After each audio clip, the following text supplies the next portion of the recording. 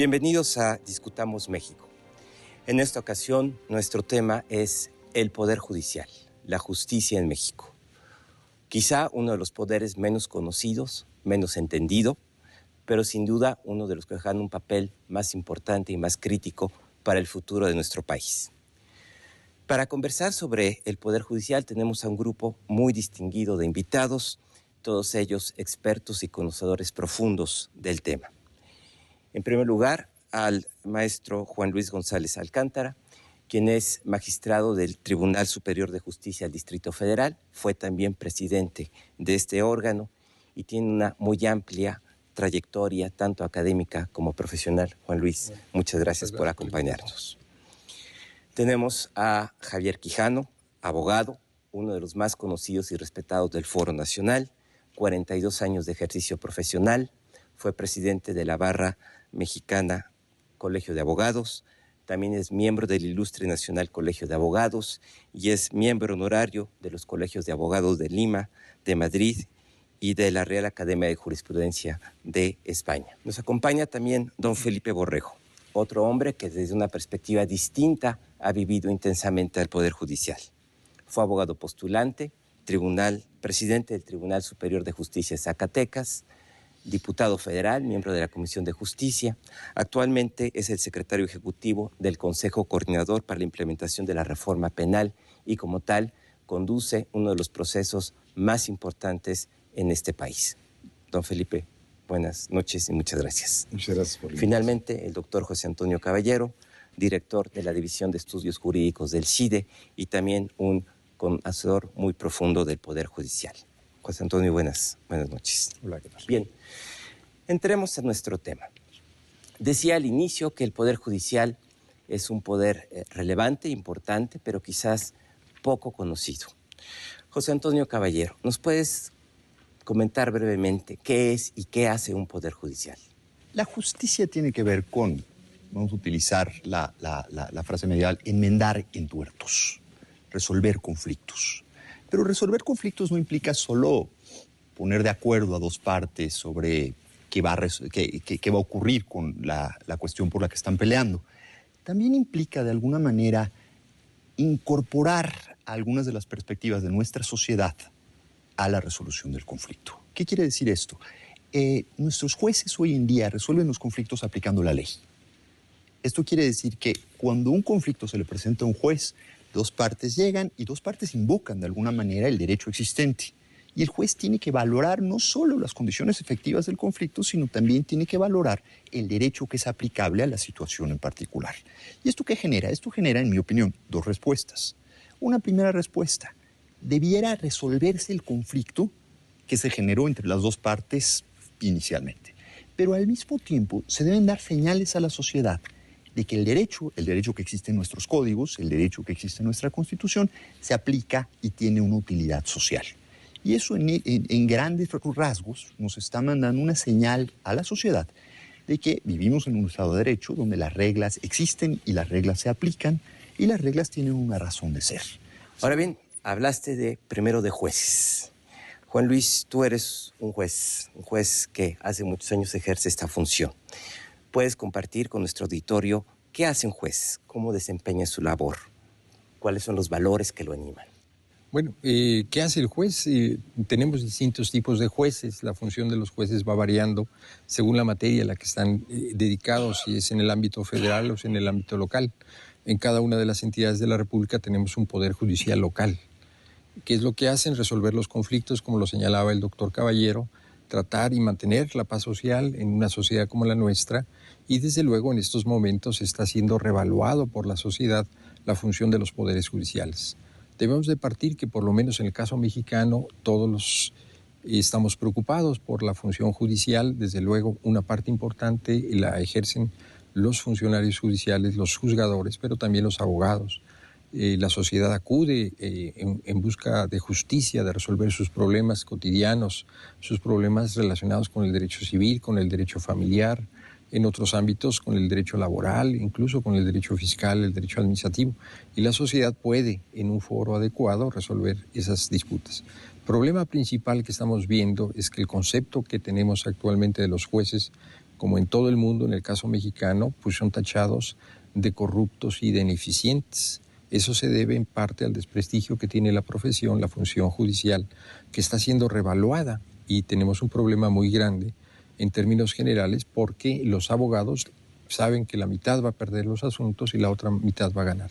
Y ese desprestigio pues está trabajando por cambiarse, mejorarse, revaluar la función del juez, no dejar al juez en su cubículo dictando sus resoluciones, sino tenemos que cambiar el tipo de resoluciones a dictar, que las pueda entender la sociedad y aplicar las leyes de la mejor manera posible, pero también en un lenguaje que la sociedad pueda entender, porque la terminología jurídica se necesitan casi traductores para poder interpretar. Y bien, pues Javier Quijano tiene ahora la otra parte. Ya conversamos un poco sobre los jueces. Ahora, ¿por qué no nos conversa un poco sobre los abogados? ¿Cuál es su papel? ¿Qué hacen? ¿Podríamos imaginar al Poder Judicial sin abogados? ¿Qué nos puede decir del prestigio de los abogados? A veces tan vilipendiados en el mundo.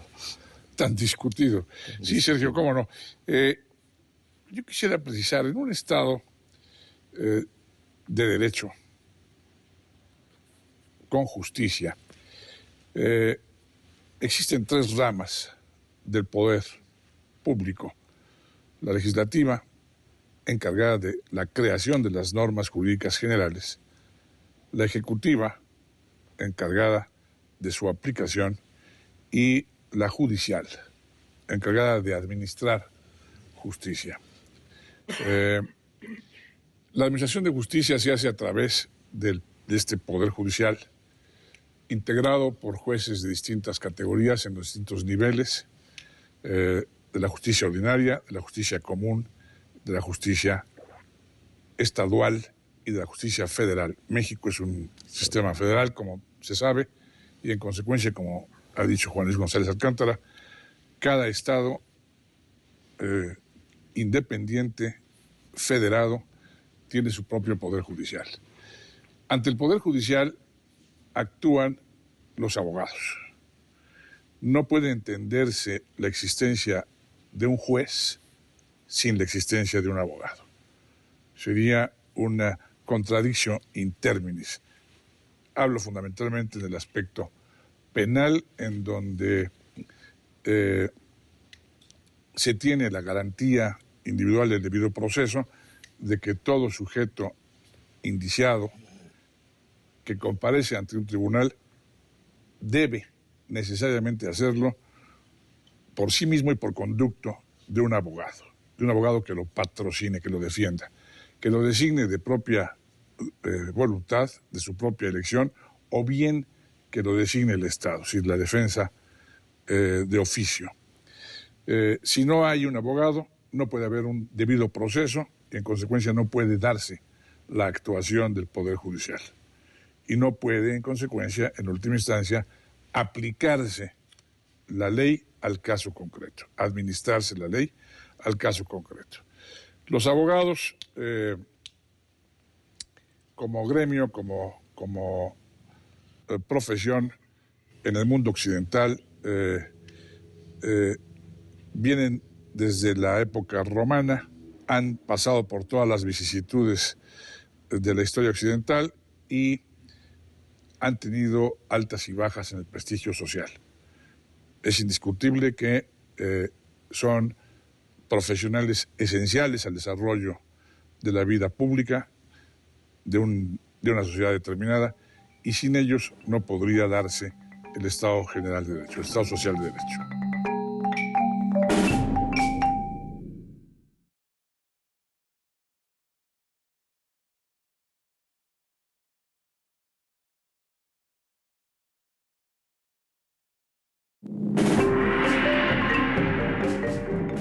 ¿Por qué no nos conversa un poco sobre los abogados? ¿Cuál es su papel? ¿Qué hacen?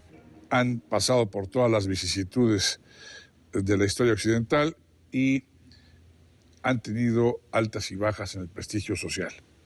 Y sin ellos no podría darse el Estado General de Derecho, el Estado Social de Derecho. Es decir, los abogados tienen entonces una función social que va mucho más allá del caso concreto. Una función social que cumplir. Muy bien. Bien, Felipe Borrego, usted ha sido también juez, pero también ha sido diputado federal y ahora desde el Poder Ejecutivo tiene una tarea muy importante. ¿Cómo se ve al Poder Judicial desde los otros poderes? ¿Cuál es la perspectiva que tienen los otros poderes de este país de nuestro Poder Judicial? Bueno, en principio yo creo que el Poder Judicial es un real poder en este México moderno. Es un poder, además de formal, porque nos lo dice la Constitución, es un poder real. El que sea un contrapeso entre los otros dos poderes es un factor importante para la gobernabilidad. Y si nos ponemos en la época actual, donde existe una sociedad muy compleja, muy variada, donde existe también un sistema político muy complejo con muchos partidos políticos, donde existe unos gobiernos estatales en el régimen federal que ya decía Javier Quijano sobre el particular, pues vemos que el Poder Judicial forma un importante poder para dirimir las controversias tanto de los particulares como las diferencias que se tienen entre poderes y entre entes políticos. Y eso nos da un fortalecimiento del régimen democrático que debe de existir, y más en estos momentos y en esta época. Yo creo también que el Poder Judicial Federal ha ido avanzando de manera importante en la independencia, en la autonomía y en su vocación como una institución con credibilidad social.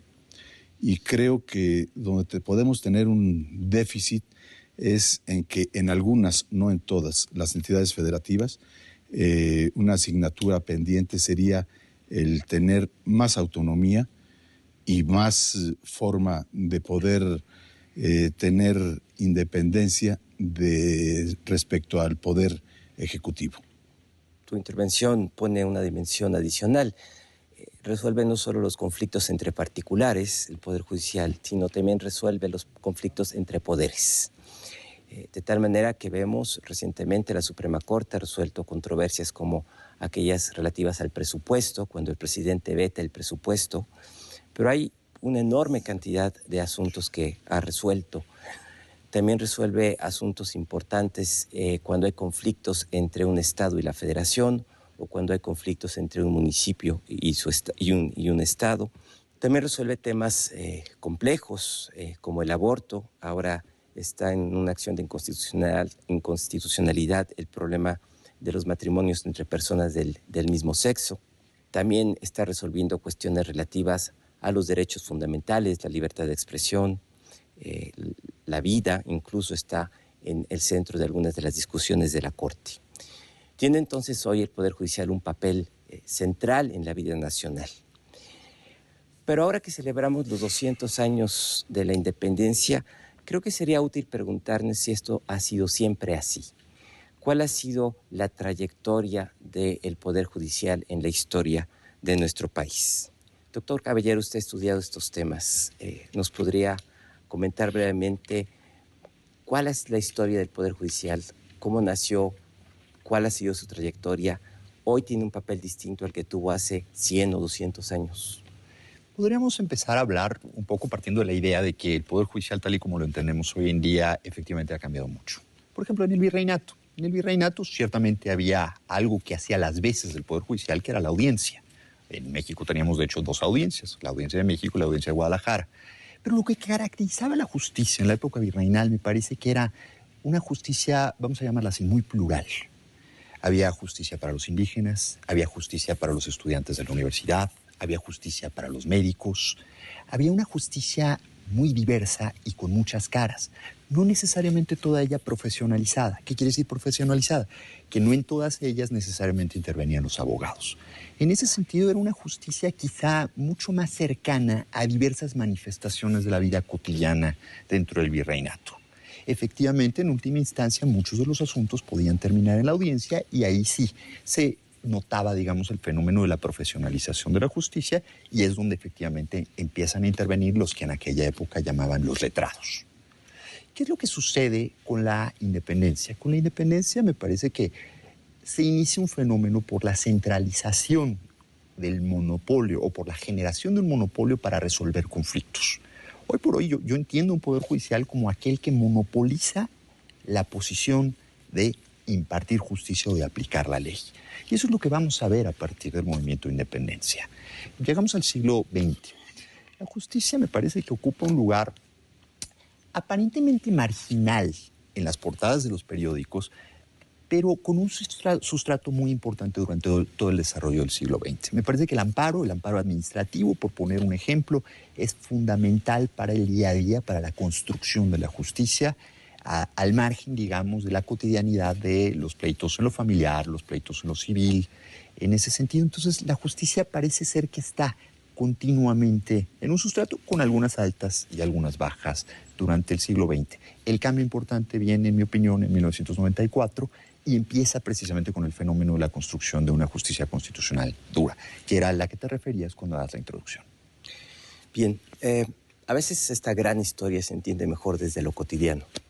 Juan Luis, tú has sido testigo y has vivido esta transformación, desde luego no desde la época colonial. Sí, no hemos vivido, a lo mejor por viejo nos lo dices. En los últimos 20 o 30 años has estado... Yo creo que la justicia se ha cambiado mucho, la administración de justicia mucho más, y la percepción de la sociedad también. Si bien estamos en ayunas en algunos rubros, como podría ser la justicia indígena en este país, la justicia penal indígena, que no hay los estudios correspondientes en donde los usos y costumbres son determinantes, por lo que toca a mí, en los últimos años, las últimas décadas, sí noto una transformación del Poder Judicial. Yo veo el esfuerzo que se ha hecho por dignificar la función de los juzgadores y también de los abogados. Desgraciadamente o desafortunadamente, la preparación de los abogados ha ido en detrimento en términos generales. No podemos pensar, con los estudios que ha hecho el doctor Caballero, de 1000 escuelas de derecho en México, qué es lo que pasaba en otras épocas, pues que era más selectiva la formación de los abogados. Yo he visto en la designación, por ejemplo, de los jueces, de los funcionarios judiciales, pues que ahora se les somete a un concurso. Antes era el dedazo, era la imposición y casi divina del presidente en turno, del jefe de gobierno, en el caso del Distrito Federal, de los gobernadores en los estados. Vemos la especialización en la materia familiar, que es tan importante para la sociedad, que preocupa mucho, que es lo que primero golpea a la sociedad. Pues el mejoramiento de las propias leyes procesales, que es una crítica brutal, esos juicios largos, tediosos, costosos, en que los únicos que se enriquecen son los abogados y que alargan y dilatan el procedimiento muchas veces en detrimento de la misma administración de justicia. Y yo creo que la dignificación también en cuestiones de monumentos. Felipe Borrego nos hablaba de su experiencia, pues la forma en que se trata de dignificar lo que se le paga al juzgador, la forma en que se van desapareciendo aquellas dádivas que veíamos con la entrega de las copias, la transparencia a la que debemos estar sujetos o intentamos sujetar, y la función de los jueces y el análisis y la crítica social, que ahora la sociedad se preocupa y observa a los jueces, no nada más son las partes involucradas las que tienen que ver.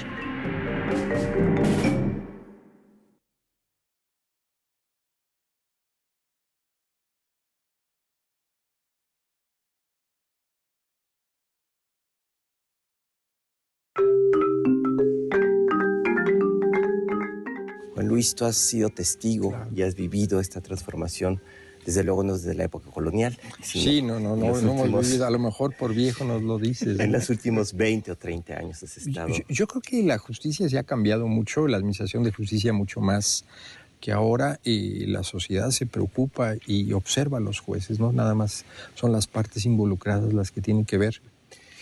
Pues has resumido muy bien esta transformación, pero yo le preguntaría a Javier Quijano, ¿y los abogados también han cambiado?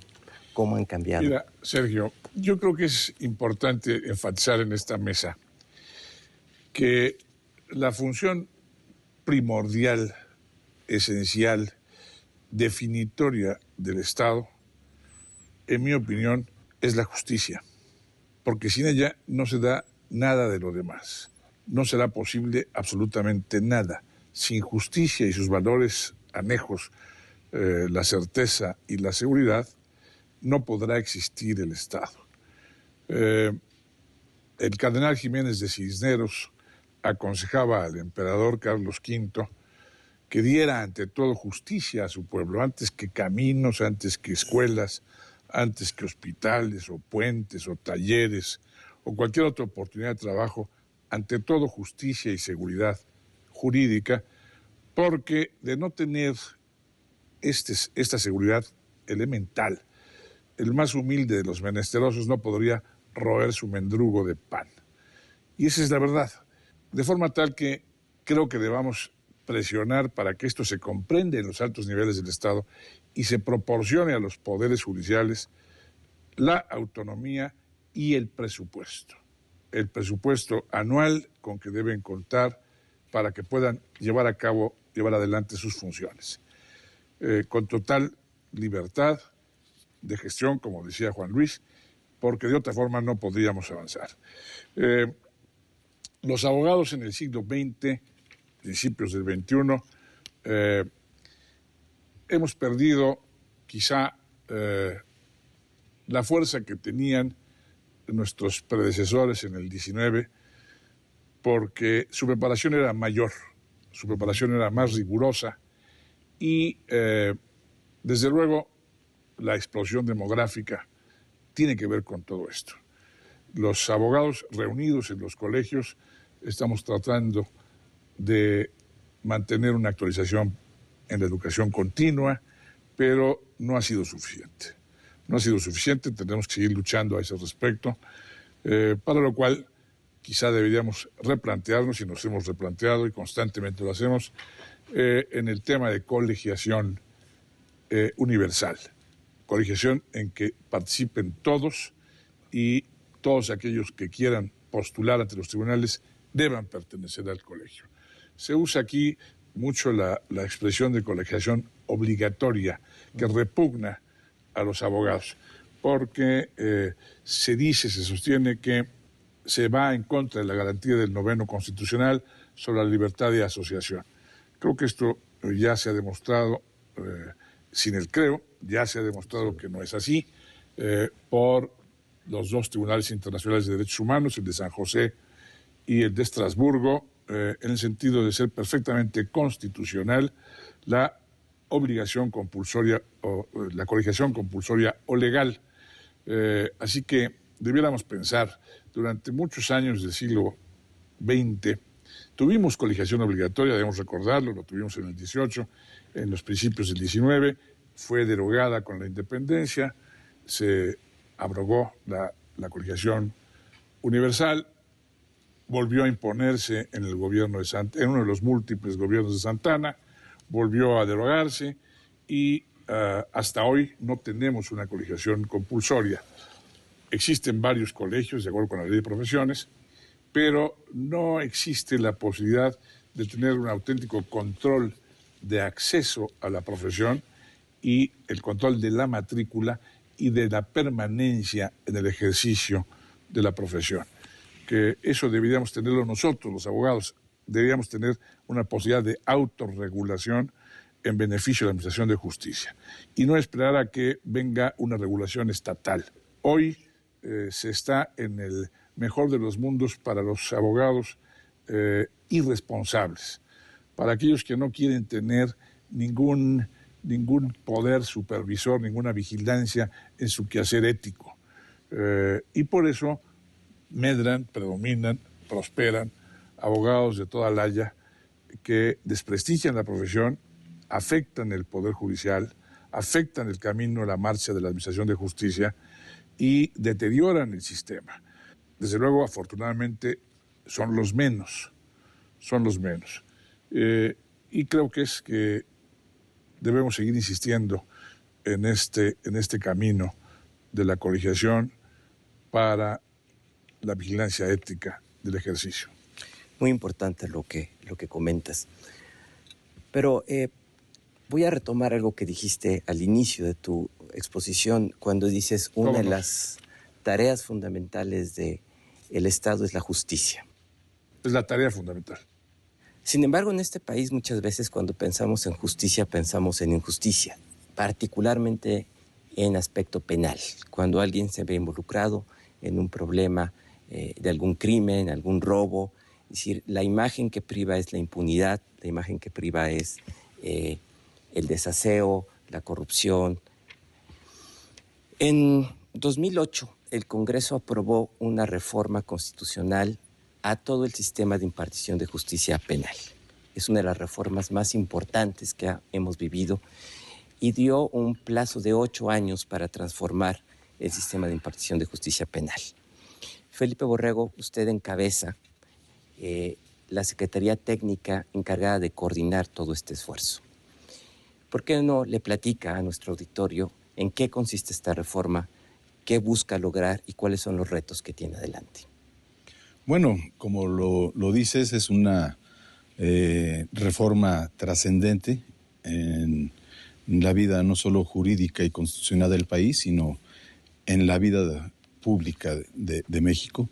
Sin duda es la reforma a la justicia penal más importante que se han tenido algunos tratadistas y yo me uno a ellos en los últimos por lo menos 100 años, de que se transforma de una manera radical el hacer la justicia penal en México. ¿Y en qué consiste el cambio? Pues aquí podríamos estar hablando mucho tiempo sobre la trascendencia y qué consiste el cambio, pero yo creo que enumerando los principios básicos de lo que es el sistema acusatorio podemos darnos cuenta de lo que es la nueva justicia penal que se busca tener en México. Estamos en un sistema inquisitivo, pero sobre todo en un sistema con poca credibilidad social. Lo que se busca es tener mayor transparencia, lo que se busca es que la sociedad crea en el sistema de justicia, sobre todo en el sistema de justicia penal. Los principios que rigen este sistema ahora acusatorio adversarial es varios que todos son importantes. Hay uno, el de la publicidad. Actualmente la justicia se dice que es opaca y así lo cree la gente. Lo que se trata es de airearla, hacerla pública, donde los juicios y los procedimientos sean a la luz de la sociedad, a la luz de las partes, que los abogados, que el Ministerio Público, que los peritos, que los testigos digan y hagan sus dichos de una manera abierta ante los medios de comunicación, ante los mismos ofendidos, los familiares de los ofendidos o de los indiciados y ante el juez primordialmente. Y ante el juez surge otro principio, el de la inmediatez. El juez debe estar presente en todas las audiencias. Actualmente se tiene un dato que es realmente alarmante. El 80% de los procesados no conoció a su juez. Ahora, si el juez no está presente en ninguna de las audiencias durante el juez de procedimiento, ese evento procesal es nulo. Entonces, el principio de inmediatez hace que el juez conozca realmente a quién está procesando, pero conozca también todo el procedimiento, los testigos, los peritos, de tal manera que pueda conocer más humanamente y muy en contacto directo a todos los actores de un procedimiento penal. La oralidad es un principio y coloquialmente se le llaman juicios orales, pero es solo un principio de los muchos que tiene el sistema acusatorio adversarial. Y la oralidad no es más que la verbalidad pública, la forma de expresión de una manera oral, quitando lo que hace un poco la opacidad o un mucho, que es lo escrito y que el juez juzga en su cubículo, en su privado, con un escrito, y aquí tiene que dictar la sentencia de una manera verbal, oral, hacia la sociedad y de frente al procesado. Y el principio de contradicción, donde ahora las partes tienen un mayor equilibrio entre ellas. No cabe duda que ahorita, en esta época, en este momento, en el sistema tradicional penal, el Ministerio Público tiene más ventajas que lo que tiene el abogado, hablando de los representantes tanto del indiciado como de la víctima. Y otro de los aspectos fundamentales que tiene el nuevo sistema de justicia penal es los derechos fundamentales que pueden gozar o las garantías que tienen tanto la víctima como el indiciado. Ahora la víctima puede recurrir a acciones o actos, más bien, del Ministerio Público que anteriormente era imposible. De tal manera que si la víctima ve que existe una omisión o una acción en contra de lo que es su derecho, puede judicializarla cuando está antes de llegar al proceso para que realmente su derecho violado sea visto por una persona, llámese juez, totalmente ajeno al procedimiento, para que le sea reivindicado.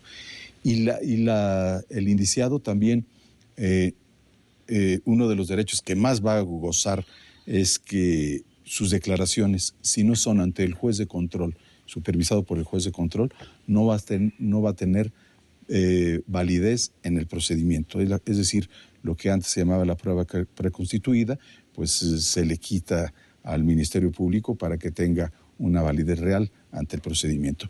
Yo creo que así a grandes rasgos es una de las ventajas que tiene el nuevo sistema penal acusatorio, y como dices, bueno, pues es una tarea compleja. A 8 años, o sea, termina todo este procedimiento en el año 2016 y se está trabajando sobre el tema.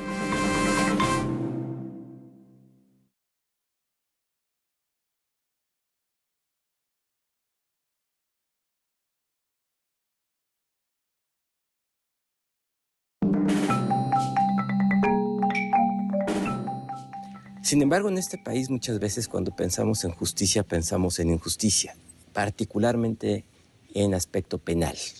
Bueno, como lo dices, es una reforma trascendente en la vida no solo jurídica y constitucional del país, sino en la vida pública de México, y se está trabajando sobre el tema. Juan Luis, ¿cómo se ve desde el Poder Judicial esta transformación en materia penal? En materia penal, nosotros sentimos que falta mucho por hacer. La parte de los recursos que se necesitan pues son de dos tipos, recursos materiales y recursos humanos. La preparación de los abogados para un nuevo sistema de procedimiento penal, pues hay que capacitarlos. Desgraciadamente, no hemos enfocado los cambios en los planes de estudio, salvo raras excepciones, como es en el caso del programa de derecho del CIDE, pero es una excepción en todo el país. Yo creo que los jueces han aprendido su oficio durante años. 30, 40 años de jueces no los vamos a cambiar si no les cambiamos la mentalidad. Hay necesidad de un cambio total y radical de estas situaciones. Pues es un panorama complejo. Por un lado tenemos una reforma sustantiva importante que tiene una implicación organizacional, procedimental, cultural enorme, en medio de una de las mayores crisis de seguridad pública que vive el país, y proponemos un nuevo modelo de justicia. Doctor Caballero, ya aproximándonos al fin del programa, ¿sería exagerado decir que sobre el éxito o el fracaso de esta reforma se juega el futuro de la justicia en este país? Pues no necesariamente.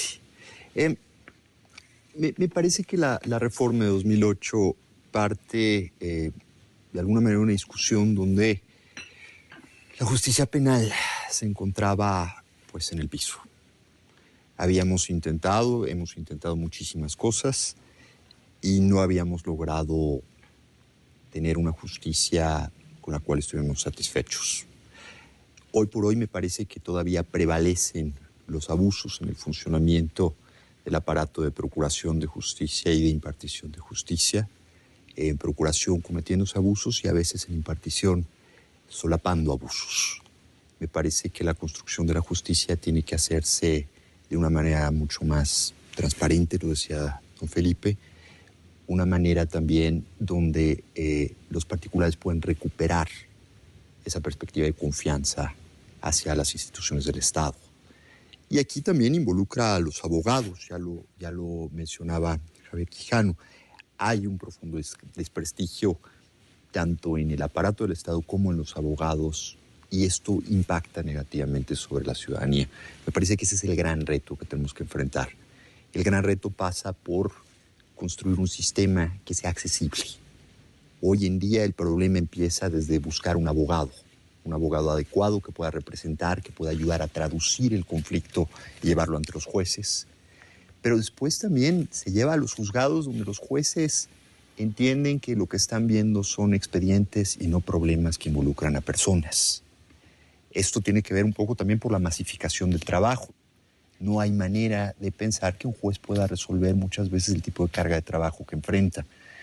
Pero nos tiene que hacer una reflexión. No podemos simplemente pensar que esto no tiene ninguna salida. Me parece que el problema de la reforma procesal penal puede ser una de ellas, pero detrás de esto también hay elementos y críticas a la manera en la que hacemos cotidianamente trabajo.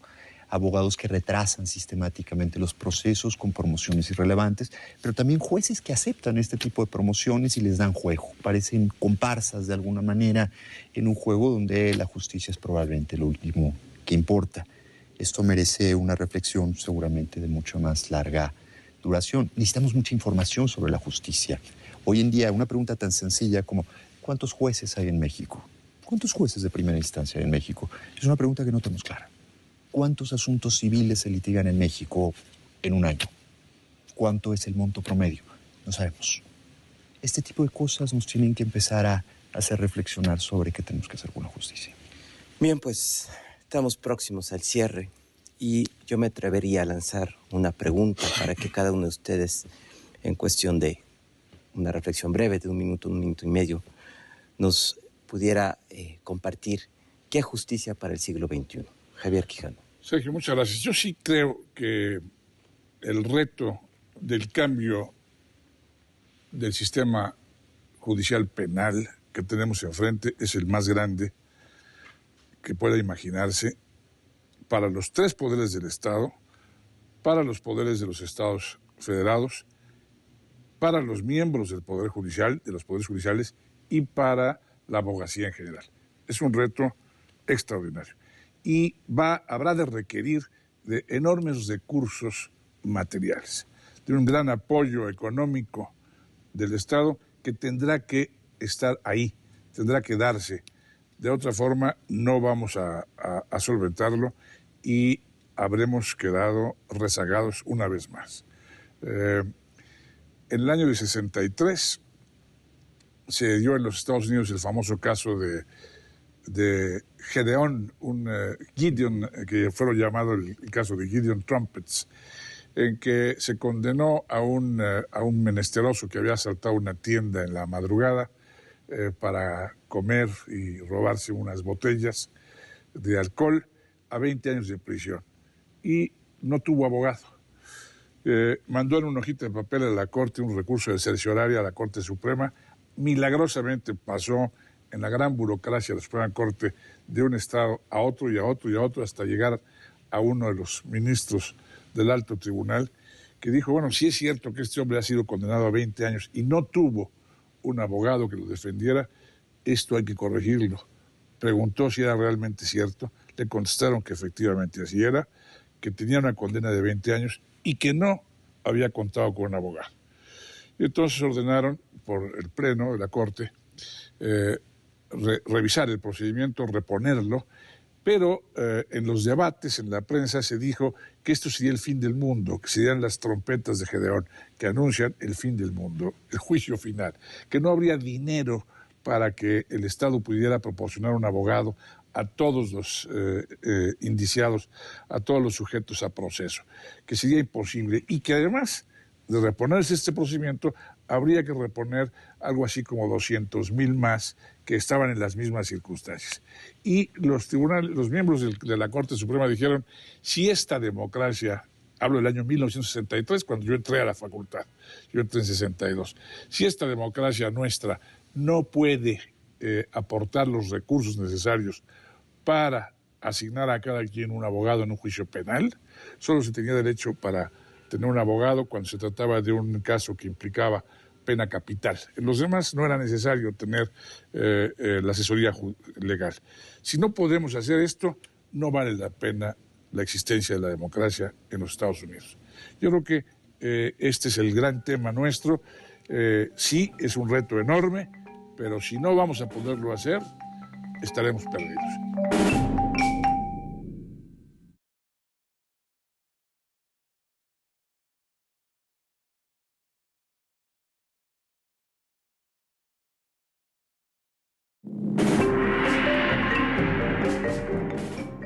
¿Nos pudiera compartir qué justicia para el siglo XXI? Del cambio del sistema judicial penal que tenemos enfrente es el más grande que pueda imaginarse para los tres poderes del Estado, para los miembros del Poder Judicial, de los poderes judiciales y para la abogacía en general.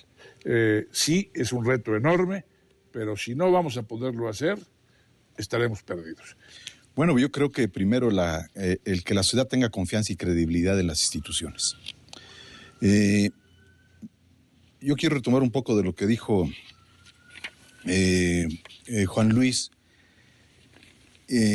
porque sí es cierto que hay que modificar mucho lo que es la cultura del juez, pero la institución que menos, a mí en lo personal, y lo hemos estudiado, preocupa para la nueva justicia es el Poder Judicial.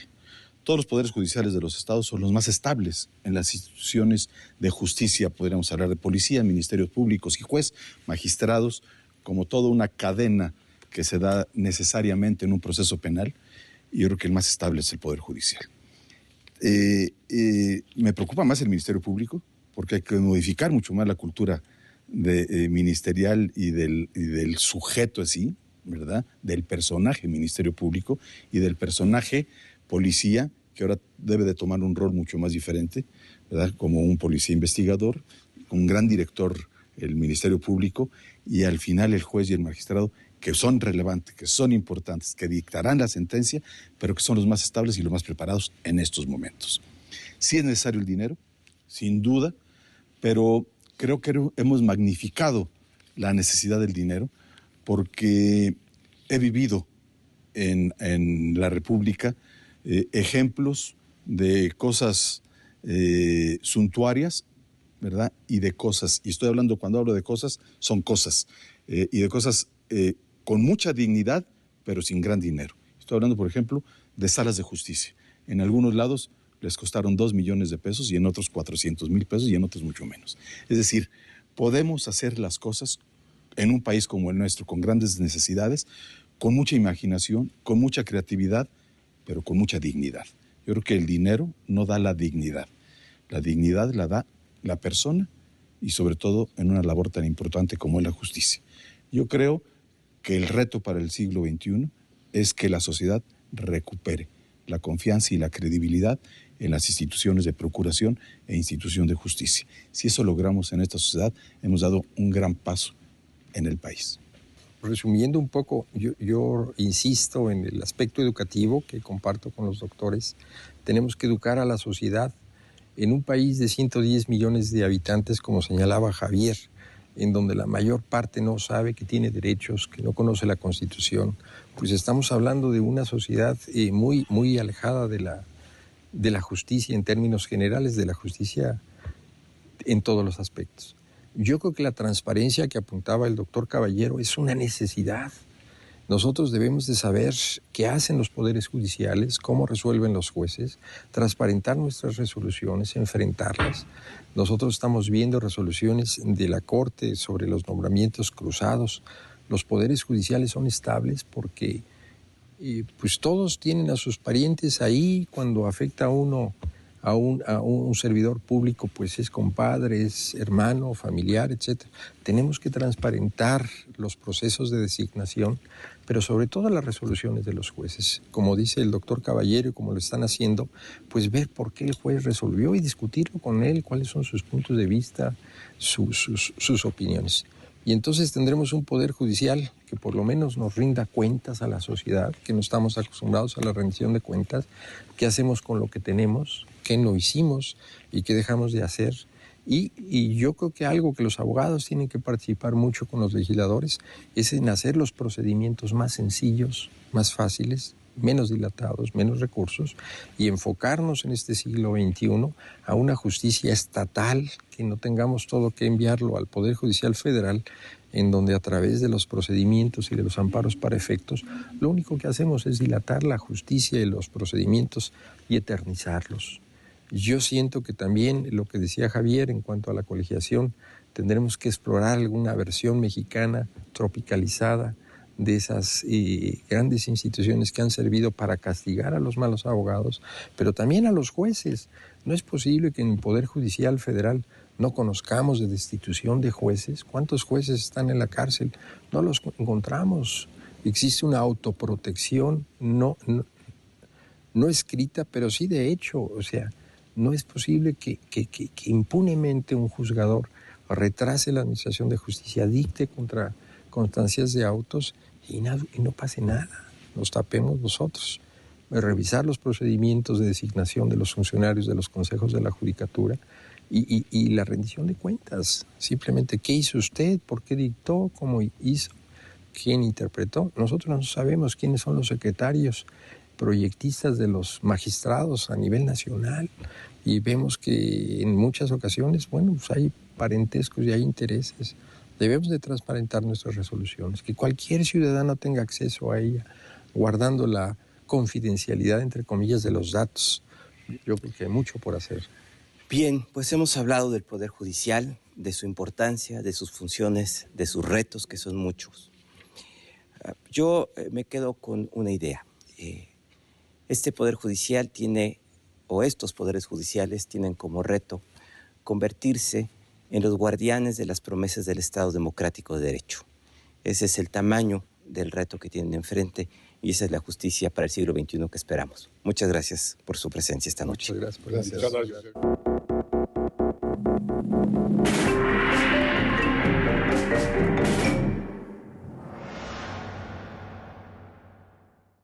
México tiene pendiente desde hace ya mucho tiempo una reforma del Estado y muchas de las expectativas en cuanto a la solución de conflictos han recaído en el Poder Judicial.